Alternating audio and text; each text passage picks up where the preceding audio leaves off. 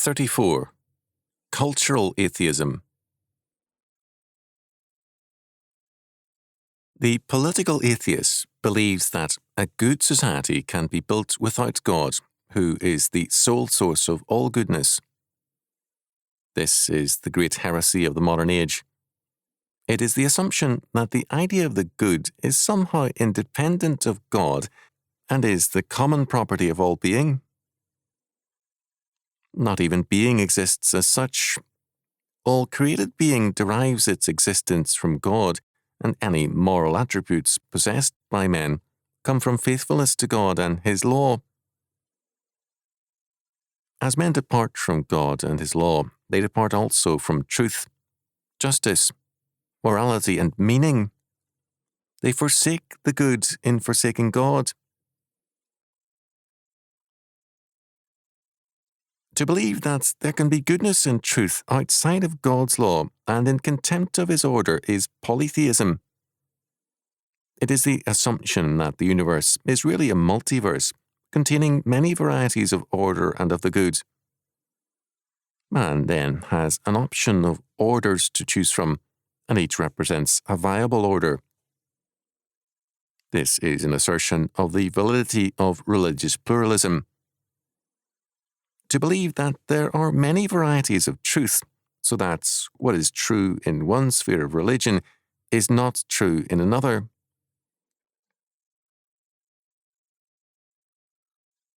In the conflict between Calvin and Beza on the one hand, and Castellio on the other, Castellio is usually portrayed as the oppressed champion of religious liberty.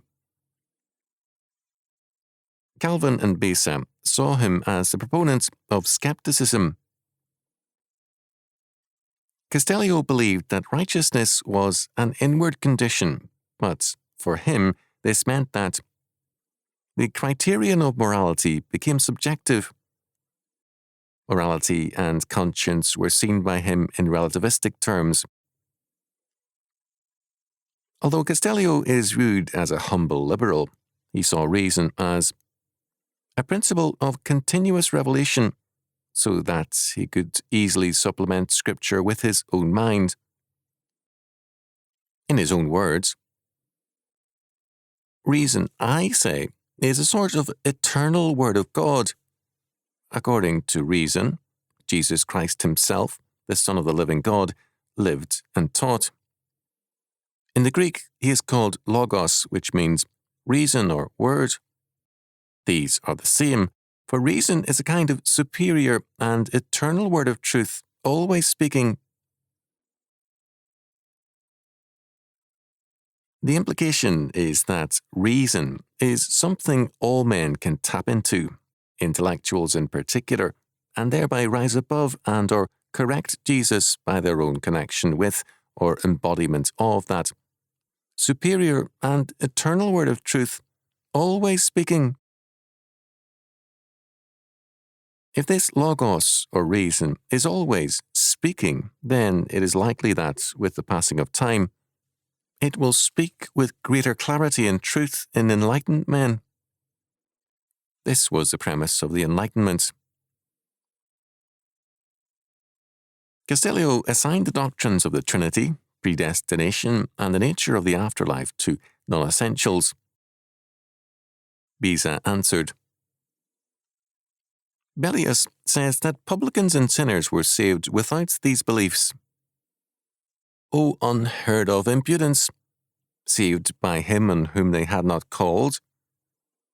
Did they call on him in whom they did not believe?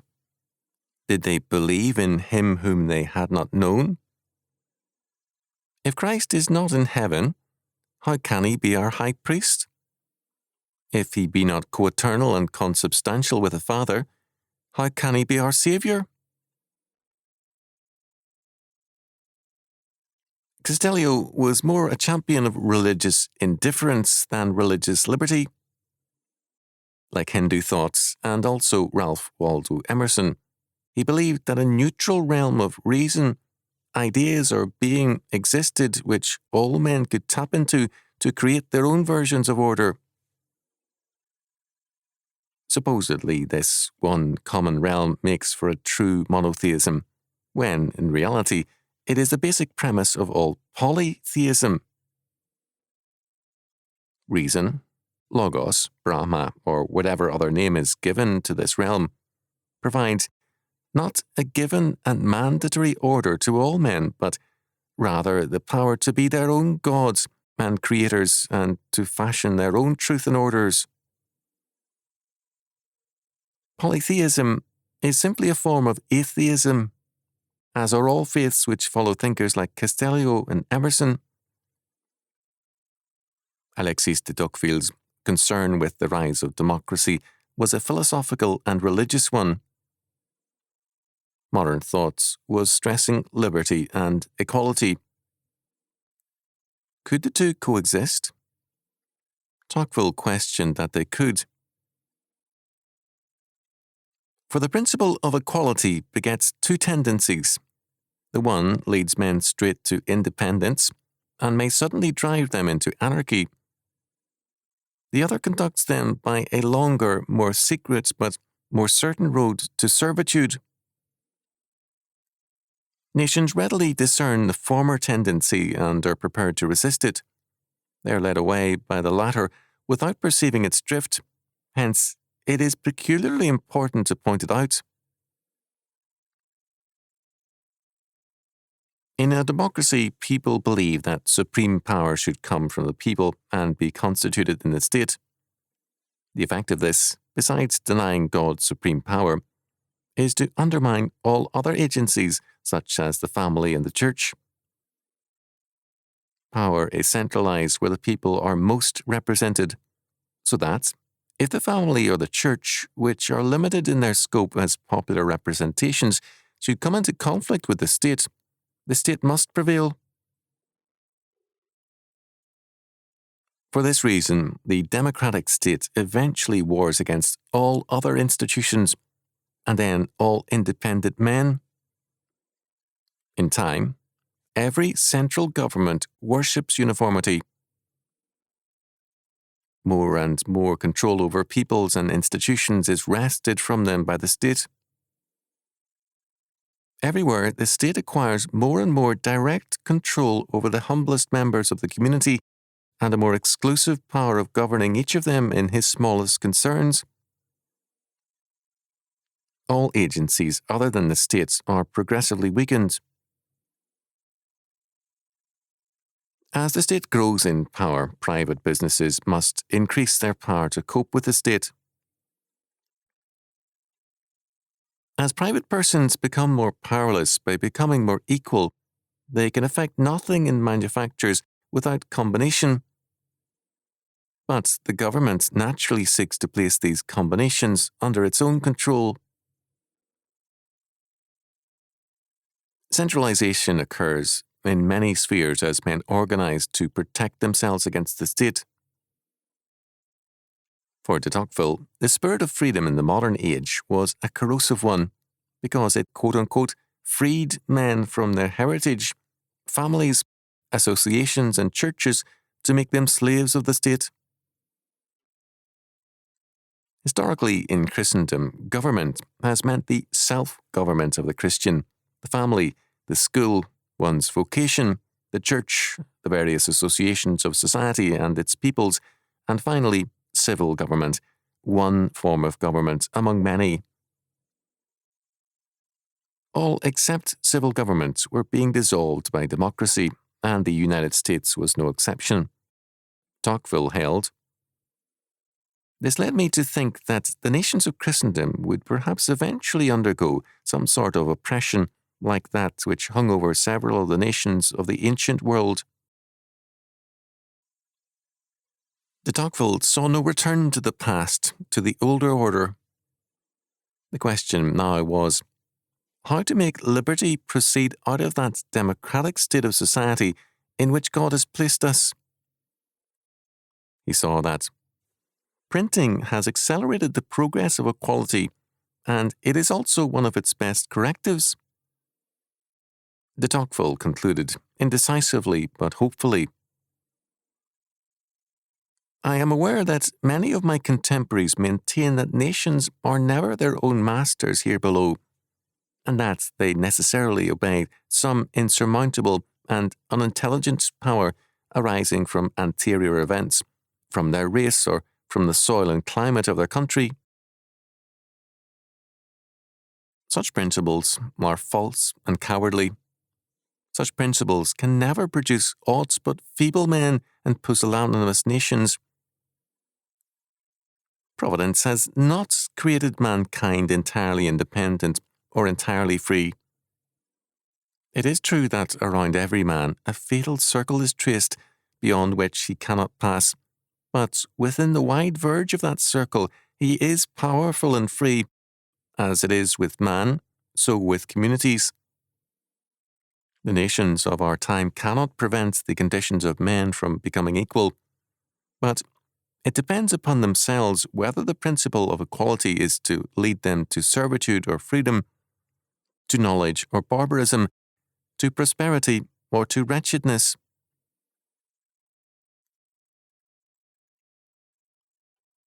In Paris, November the 28th, 1849, de Tocqueville wrote to Gustave de Beaumont about Louis Napoleon. He questioned Louis Napoleon's popularity. What is gained is the taste for strong and stable power, whatever it may be. Thus, France was undergoing a bastard revolution, and the enlightened classes agree that they should resist, either actively or passively, but beyond that, they do not know what they want.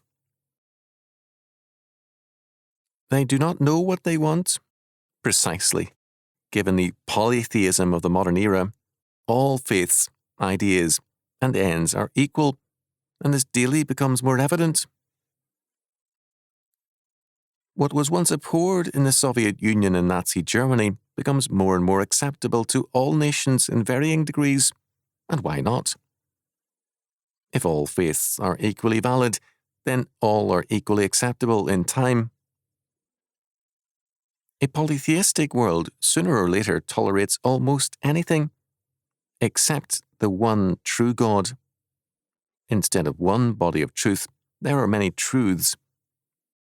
Paul challenges the world's premise by declaring, "There is one body and one Spirit, even as you are called in one hope of your calling, one Lord, one faith, one baptism, one God and Father of all, who is above all, and through all, and in you all." Ephesians chapter 4, verses 4 to 6. Polytheism is a form of atheism, and what we have today, both in the church and in the world, is cultural polytheism or cultural atheism. Let us remember Castellio's basic premise that reason is the eternal logos in terms of which Jesus Christ lived and taught. Reason is a kind of superior and eternal word of truth, always speaking. If a man can, by reason, tap into the vast reservoir of being and express the superior and eternal word of truth, always speaking, then a thinking man can give the new revelation of reason for and to his age. When men believe this and live in terms of this, then reality is shifted from the created world to the mind of man. This was the direction of things from men like Castellio and Descartes to Immanuel Kant. The realm of reality had a new location in the mind of man. Man was now not only his own God and law, determining good and evil for himself, but he was also his own universe. The dream world of the drug addict is a logical result of Kantianism. Kant held, "Hitherto has been assumed that all our knowledge must conform to objects, but all attempts to extend our knowledge of objects by establishing something in regard to them a priori by means of concepts have, on this assumption, ended in failure. We must therefore make trial whether we may not have more success in the task of metaphysics if we suppose that objects must conform to our knowledge. This would agree better with what is desired, namely, that it should be possible to have knowledge of objects a priori, determining something in regard to them prior to their being given. We should then be proceeding precisely on the lines of Copernicus's primary hypothesis. Failing of satisfactory progress in explaining the movements of the heavenly bodies, on the supposition that they all revolved around the spectator, he tried whether he might not have better success if he made the spectator to revolve and the stars to remain at rest. A similar experiment can be tried in metaphysics as regards the intuition of objects. If intuition must conform to the constitution of the objects, I do not see how we could know anything of the latter a priori, but if the object, as object of the senses, must conform to the constitution of our faculty of intuition, I have no difficulty in conceiving such a possibility. Given this perspective, the real work in time becomes the mind of man, and what a man conceives to be true is true. Hegel logically held that the rational is the real. Since reason expresses the logos of being, this follows.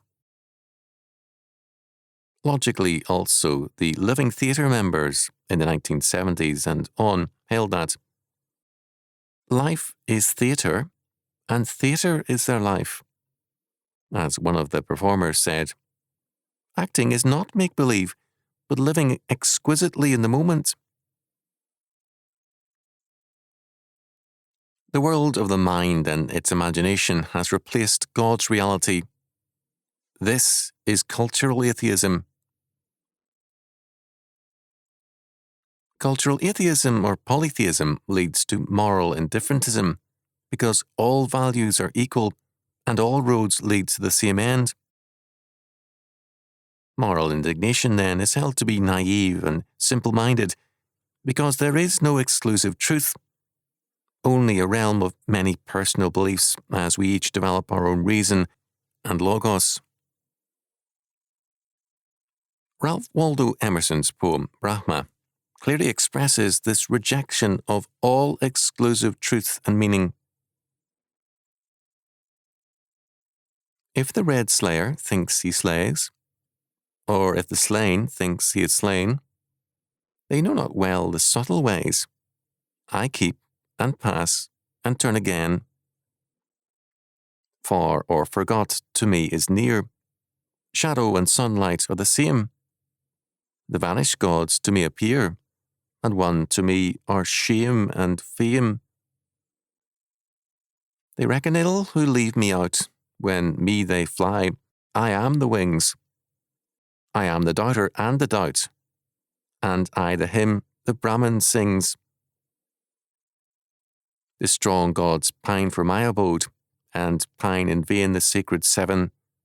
But thou, meek lover of the good, find me, and turn thy back on heaven.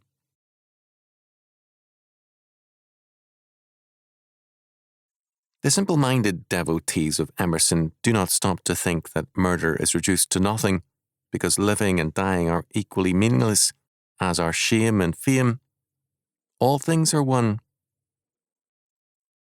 When the Christian, the meek lover of the good, finds Brahma in himself, then he can turn his back on heaven. Emerson's moral indifferentism has helped to create the world of the 20th century. Emerson also influenced Friedrich Nietzsche with his idea of living beyond good and evil in a realm of moral indifferentism, the world of the Superman. The result is anarchy. Cultural atheism is the destruction of culture and also of learning. All things being equal, what special value is there to education or to work? Culture, said Henry Van Til, is religion externalized, and in the world of Castellio, Descartes, Kant, Hegel, and others, every man is his own God, and thus there is no common faith in anything other than one's own existential being. Sovereignty is held either by existential man or the existential state. Existentialism is self-determination by the biology of one's own being, without reference to the teaching of parents, church, or society. The existential state or civil government makes laws and policies without reference to God, the church, or the family. It determines the lives of its citizens and subjects in terms of its own will. Like Emerson, it is steadily reducing all things to meaninglessness, except its own claim to sovereign power. The Renaissance was also a time of cultural atheism and moral indifferentism. The English reformers were confronted by this hostility to moral law in high places.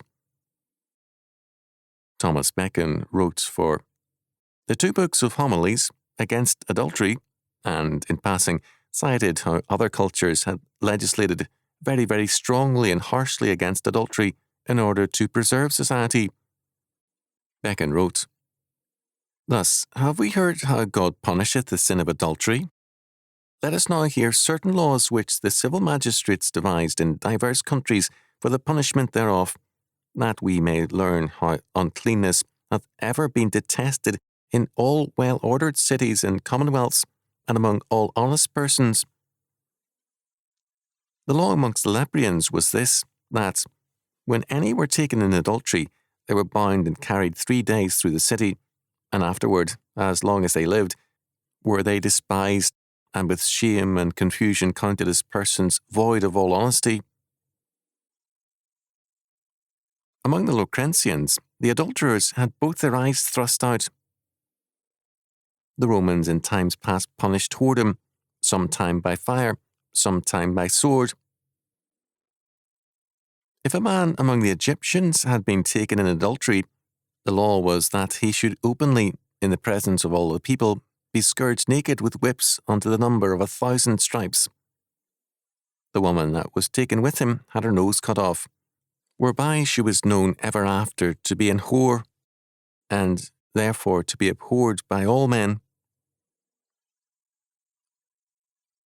Among the Arabians, they that were taken in adultery had their heads stricken from their bodies. The Athenians punished whoredom by death in like manner. So likewise did the barbarous Tartarians. Among the Turks, even at this day, they that be taken in adultery, both man and woman, are stoned straightways to death without mercy. Thus we see what godly acts were devised in times past of the high powers for the putting away of whoredom and for the maintaining of holy matrimony, or wedlock, and pure conversation. And the authors of these acts were not Christians, but heathen, yet were they so inflamed with the love of honesty and pureness of life that, for the maintenance and conservation or keeping up of that, they made godly statutes suffering neither fornication nor adultery to reign in their realms unpunished. Christ said to the people, "The Ninevites shall rise at the judgment with this nation," meaning the unfaithful Jews, "and shall condemn them. For they repented at the preaching of Jonas. But behold, saith he, a greater than Jonas is here," meaning himself, "and yet they repent not. Shall not, think you, likewise the Lucretians, Arabians, Athenians with such other, rise up at the judgment and condemn us? Forasmuch as they ceased from whoredom at the commandment of man, and we of the law and manifest precepts and commandments of God, and yet forsake we not our filthy conversation." The moral indifferentism and the cultural atheism of the Renaissance were in time rolled back by the Reformation and the Counter-Reformation. The culture of the Enlightenment, Romanticism and Modernism, however, has returned to the same premises and is now pushing for the total victory of cultural atheism, which is another way of saying that They are suicidal who espouse this course, for all they that hate me love death. Proverbs chapter 8, verse 36.